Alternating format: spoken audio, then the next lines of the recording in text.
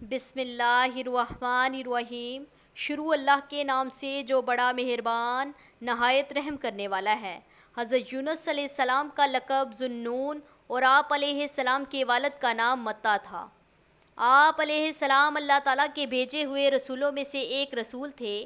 اللہ رب العزت نے آپ علیہ السلام کا قرآن مجید میں 6 صورتوں میں ذکر خیر فرمایا ہے اور ایک پوری صورت یونس 10 آیتوں پر نازل فرمائی ہے۔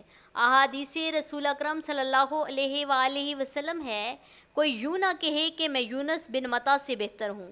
ایک یہودی بازار میں سامان بیچ رہا تھا، کسی نے اس کے سامان کی بہت کم قیمت لگائی تو یہودی غصہ ہو کر قسم اٹھاتے ہوئے کہنے لگا، اس ذات کی قسم جس نے موسیٰ علیہ السلام کو سب آدمیوں پر چن لیا ہے، میں اتنی کم قیمت میں یہ سامان نہیں بیچوں گا۔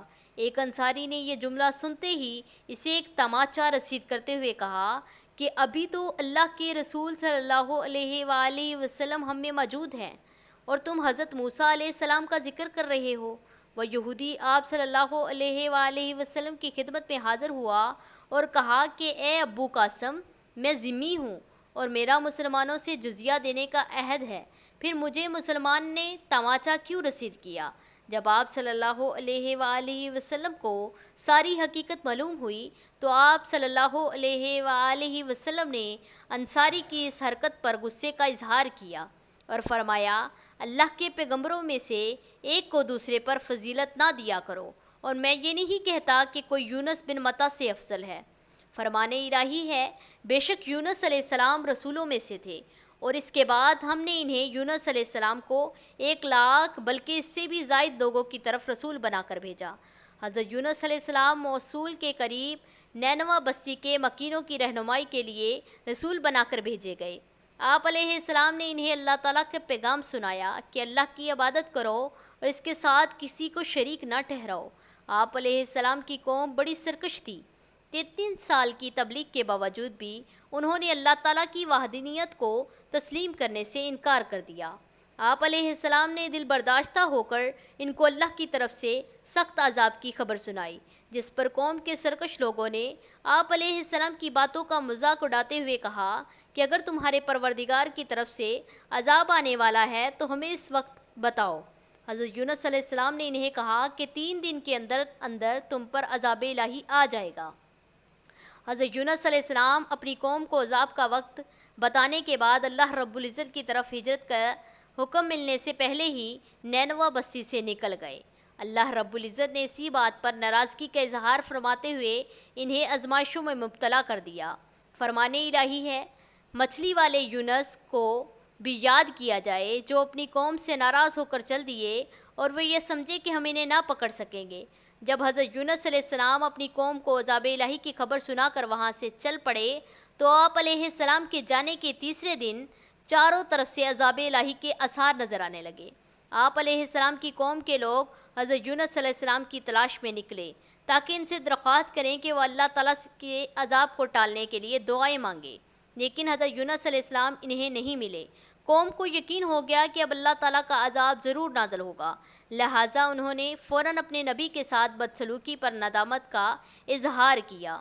پھٹے پرانے کپڑے پہن لیے، جانوروں کے بچوں کو ان کی ماؤں سے الگ کر دیا، مرد، عورتیں اور بچے رو رو کر عاجزی اور انکساری کے ساتھ اللہ تعالیٰ سے عذاب ٹالنے کی دعائیں مانگنے لگے۔ جانور اپنے بچوں سمیت آوازیں نکالنے لگے اور بڑا رقت امیز منظر پیدا ہو گیا۔ اللہ رب العزت کی رحمت جوش میں آئی اور اس نے قوم یونس پر آنے والے عذاب کو ٹال دیا۔ فرمان الہی ہے، کوئی بستی ایسی نہیں جو عذاب الہی دیکھ کر ایمان لائی ہو اور اس کا ایمان لانا اس کے لیے فائدہ مند ثابت ہو، سوائے قوم یونس کے۔ جب وہ ایمان لے آئے تو ہم نے ان سے دنیا کی زندگی میں رسوائی کا عذاب ٹال دیا اور انہیں ایک مقررہ وقت تک کے لیے دنیاوی زندگی سے فائدہ اٹھانے کا موقع دے دیا۔ پس وہ لوگ ایمان لے آئے اور ہم نے انہیں ایک مدت تک دنیا کی زندگی سے فائدہ اٹھانے کا موقع دے دیا۔ حضرت یونس علیہ السلام اپنی قوم سے دل برداشتہ ہو کر بستی سے نکل گئے تو دریا میں سفر کرنے کے لیے مسافروں سے بھری ایک کشتی میں سوار ہو گئے۔ جب کشتی دریا کے درمیان پہنچی تو ڈگمگانے لگی اور قریب تھا کہ وہ ڈوب جائے۔ ملا نے کہا کہ کوئی ایسا مسافر کشتی میں سوار ہے جو اپنے مالک سے بھاگ کر آیا ہے، جب تک وہ کشتی سے نہیں نکلے گا تو کشتی کنارے پر نہیں پہنچ سکے گی۔ کشتی میں سوار افراد میں سے کوئی بھی اپنے آپ کو مالک سے بھاگنے والا تصور نہیں کر رہا تھا۔ آخرکار مسلمانوں نے آپس میں مشورہ کر کے یہ طے کیا کہ قرآن اندازی کر لیتے ہیں، جس کے نام کا قرآن نکلے گا اسے دریا میں پھینک دیں گے تاکہ باقی مسافر اپنی منزل تک پہنچ سکیں۔ چنانچہ قرآن اندازی کی گئی تو قرآن حضرت یونس علیہ السلام کے نام کا نکلا۔ آپ علیہ السلام کو دیکھ کر لوگ کہنے لگے کہ اتنا خوبصورت، حسین و جمیل، پاکیزہ اور معصوم صورت والا اپنے مالک سے بھاگا ہوا نہیں ہو سکتا، لہٰذا دوبارہ قرآن اندازی کی جائے۔ جب دوسری بار قرآن اندازی کی گئی تو پھر بھی حضرت یونس علیہ السلام کا ہی نام نکلا۔ لوگوں نے تیسری بار قرآن اندازی کرنے کو کہا۔ جب تیسری بار قرآن اندازی کی گئی تو پھر بھی قرآن میں آپ علیہ السلام کا ہی نام نکلا۔ آپ علیہ السلام فوراً سمجھ گئے کہ اپنے مالک سے بھاگا ہوا غلام میں ہی ہوں، کیونکہ میں اللہ تعالیٰ کی اجازت کے بغیر اپنی بستی سے نکل آیا ہوں۔ لہٰذا آپ علیہ السلام نے خود ہی دریا میں چھلانگ لگا دی۔ جیسے ہی آپ علیہ السلام نے دریا میں چھلانگ لگائی، اللہ تعالیٰ نے دریا کی ایک بڑی مچھلی کو حکم دیا کہ اپنا منہ کھول کر انہیں اس طرح نگل لو کہ ان کے گوشت اور ہڈیوں کو ذرا بھی نقصان نہ پہنچے۔ اس مچھلی نے منہ کھول کر حضرت یونس علیہ السلام کو زندہ سلامت نگل لیا اور دریا کی گہرائی میں چلی گئی۔ فرمان الہی ہے، یاد کرو جب وہ حضرت یونس علیہ السلام بھاگ کر ایک بری ہوئی کشتی میں پہنچے، پھر قرآن اندازی ہوئی تو وہ یونس علیہ السلام مغلوب ہو گئے۔ آخرکار ایک مچھلی نے انہیں نگل لیا۔ اس وقت وہ اپنے کیے پر بڑے شرمسار ہوئے۔ حضرت یونس علیہ السلام جب مچھلی کے پیٹ میں پہنچ گئے اور وہاں اپنے آپ کو زندہ محسوس کیا تو اپنی غلطی کا اعتراف کرتے ہوئے اللہ کے حضور گڑ گڑائے اور اللہ عز و جل کی خوب تسبیحات بیان کی۔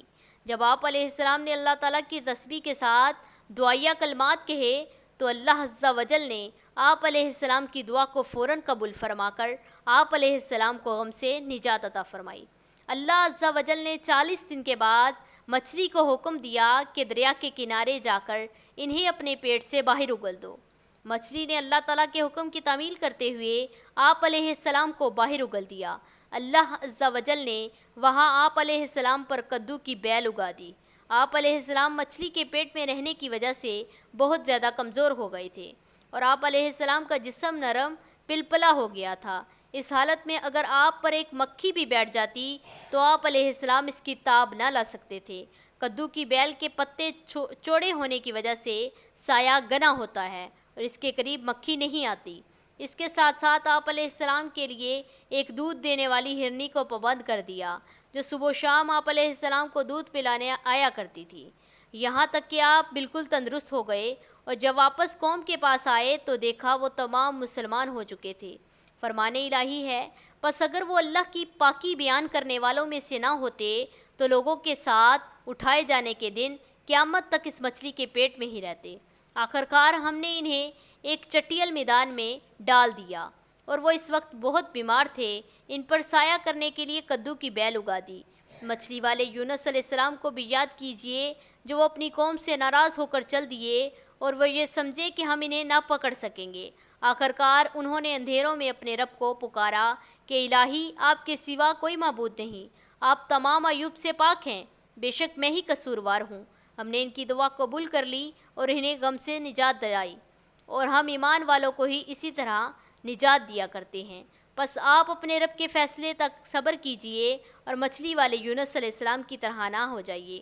جب انہوں نے اپنے رب سے دعا مانگی اس حال میں کہ وہ غم سے بھرے ہوئے تھے، حدیث رسول اکرم صلی اللہ علیہ وآلہ وسلم ہے، جب آپ صلی اللہ علیہ وآلہ وسلم کو کدو بہت زیادہ پسند تھا، آپ صلی اللہ علیہ وآلہ وسلم کھانے کے برتن میں اسے تلاش کر کے کھایا کرتے تھے۔ فرمان الہی ہے، اے اللہ، آپ کے سوا کوئی معبود نہیں، آپ ہر عیب سے پاک ہیں، بے شک میں ہی ظلم کرنے والوں میں سے ہوں۔ حدیث رسول اکرم صلی اللہ علیہ وآلہ وسلم ہے، جو شخص کسی بھی معاملے میں اللہ تعالیٰ سے ان الفاظ کے ساتھ دعا مانگتا ہے تو اللہ عز و جل اس کی دعا قبول فرماتے ہیں۔